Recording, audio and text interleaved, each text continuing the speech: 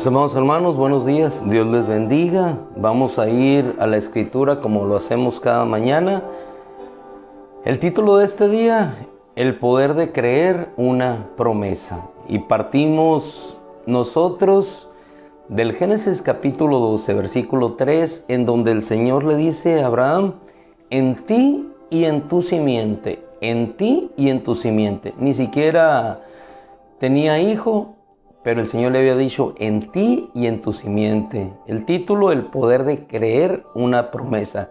En ti y en tu simiente serán bendecidas todas las naciones o las familias de la tierra, dice alguna otra versión.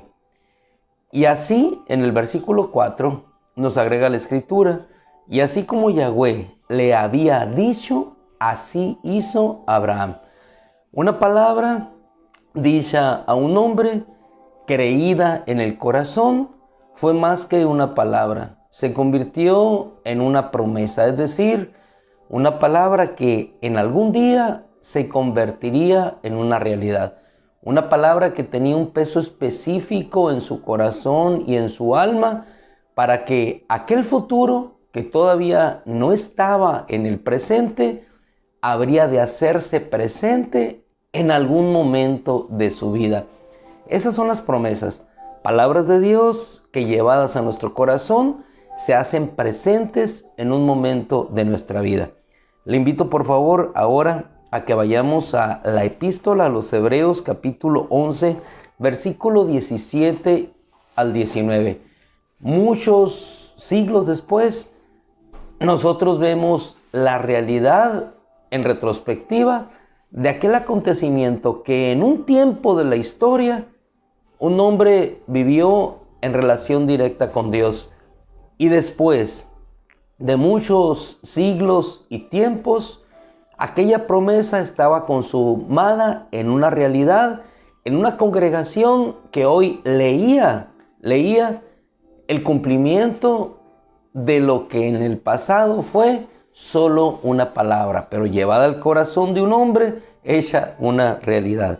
Hebreos capítulo 11, versículo 17 al 19. Hablando de la fe, dice la escritura, por la fe Abraham ofreció a Isaac en su prueba, a su unigénito, ofreció sobre el altar al que había recibido por la promesa. Leo de la versión siriaca, versión peshita, al que había recibido por la promesa. En un inicio, en ti y en tu simiente, ni siquiera había simiente, fue la palabra. Pero llegó un momento en que el hijo llegó. Sara dudó, a su edad habría de tener un hijo, y el Señor le respondió, por este tiempo vendré y tendrás un hijo. Y así efectivamente sucedió. La palabra se cumplió. La promesa dada por Dios se consumó en una realidad. Versículo 17 dice, al que había recibido por la promesa. Y aquí encontramos una lección para nuestra vida. Nosotros recibimos muchas cosas de parte de Dios. Las recibimos en forma de promesa. Pero esas promesas, en cierto tiempo o momento, circunstancia de nuestra vida, habrán de volverse una realidad. ¿Cuál es el poder en sentido práctico para nuestra vida de una promesa? El sentido práctico del poder de una promesa para cada uno de nosotros viene en respuesta a lo que a continuación dice el versículo 19. Vamos a saltar el 18, al cual nos regresaremos enseguida. Él pensó para sí mismo que Dios era poderoso aún para levantarlo de entre los muertos.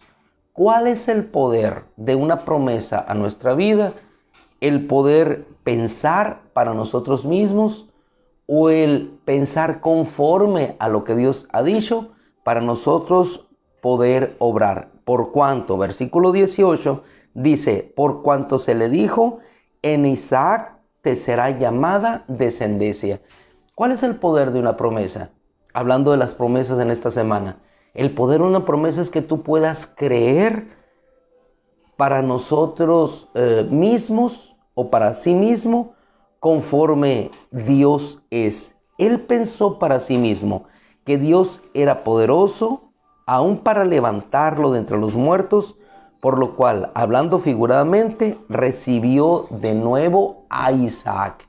Y aquí encontramos algo bastante interesante. Él, en un inicio, sin descendencia, pero creyó en que Dios le daría descendencia y que en esa simiente no solamente sería bendecido él, sino serían bendecidas todas las familias de la tierra. ¿Qué le facultó a Abraham? Poder pensar conforme al propósito de Dios y poder caminar en fe.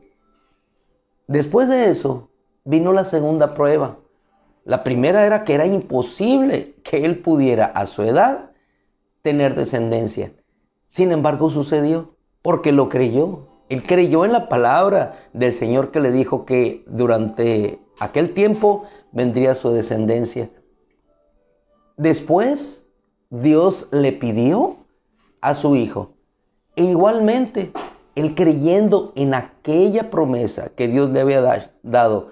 Y como dice el versículo 4 de Génesis 12, como le había dicho, él nuevamente continuó obrando en esa promesa. ¿Y qué obtuvo? Obtuvo la bendición de Dios y el poder ver hecha realidad aquella palabra. Él, después de eso, su hijo no había sido dado en matrimonio. Y aunque no había sido dado en matrimonio, en cierta oportunidad le dice él al Señor: Señor, no tengo heredero. ¿Cómo voy a heredar si no tengo hijo? Y el Señor dice: no, de ti saldrá la simiente. Y entonces es cuando se consuma el matrimonio con Rebeca y entonces viene aquella bendición. ¿Cuál es el poder de una promesa? El poder caminar creyendo que aquel futuro habrá de materializarse en una realidad, en un presente que definitivamente llegará. Volvemos al versículo 19. Él pensó para sí mismo, o pensó conforme a Dios, que era poderoso para levantarlo de entre los muertos, por lo cual, hablando figuradamente, recibió, dice, de nuevo a Isaac. ¿Cuál es el poder de una promesa? No solamente el poder caminar en fe, sino también el poder recibir de nuevo a su hijo. Primera oportunidad, le recibió, creyó y le recibió. Tuvo a su hijo, lo cargó entre sus brazos. Después tuvo que entregarlo a Dios. Pero al entregarlo, lo recibió de nuevo, aunque no murió. Y ahí en ese momento de ese creer, recibió verdaderamente la promesa de Dios, porque el que murió no fue su hijo Isaac. El que murió fue Cristo. Y al morir en el futuro, es decir, esa promesa dada al futuro para nosotros, Cristo recibió, pero hoy no recibió a su hijo, aunque lo recibió literalmente, sino que recibió en promesa al Hijo de Dios y recibió la salvación. Y entonces la verdadera promesa que estaba escondida en una promesa terrenal fue recibida. Y la verdadera promesa, como dice el apóstol Pablo a los Gálatas, Cristo, Él era, la promesa fue recibida y fue recibida por la fe, creyendo en una palabra. Qué hermosa realidad de las promesas de Dios, que detrás de lo que nosotros creemos, que recibimos para acá en la tierra, estamos recibiendo en realidad las bendiciones eternas en los cielos en Cristo Jesús. Si me permite, por favor, en Isaías 53, si nosotros nos trasladamos a aquel tiempo, los hebreos tenían la escritura, abrían el rollo, veían Isaías, y lo primero que dice el Señor en Isaías 53, ¿quién ha creído a nuestro anuncio? Abraham, lo que le fue dicho, lo creyó y caminó conforme le fue dicho. Isaías 53, ¿quién ha creído a nuestro anuncio? Cuando ellos lo leían hacia un futuro, o podrían leer hacia un pasado, que no había sucedido porque estaba hablando del siervo sufriente, nuestro Señor. Y cuando la Escritura decía, Él fue entregado a la muerte por causa de nuestros pecados, nuestras traducciones hoy ponen, Él fue entregado. Sí, porque en nuestro tiempo ya eso es un acontecimiento pasado. Pero en el tiempo de ellos era un acontecimiento que todavía no venía. ¿Y qué tenían que hacer ellos con la Escritura? Creer que aquello que estaban leyendo efectivamente habría de hacerse una realidad. Y el tiempo se cumplió, el tiempo vino, el Hijo vino conforme a la ley, nacido de mujer, en el tiempo que Dios determinó, según nos dice la epístola a los Gálatas, y entonces aquella promesa fue cumplida.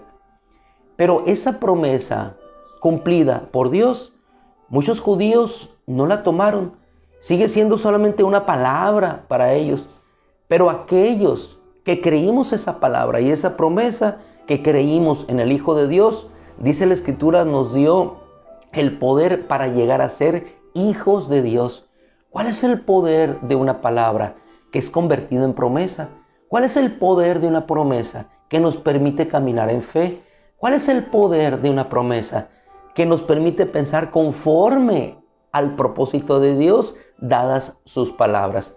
Y aquí en Isaías 53 nosotros podemos encontrar dos promesas fundamentales que por lo general siempre nosotros nos quedamos con una.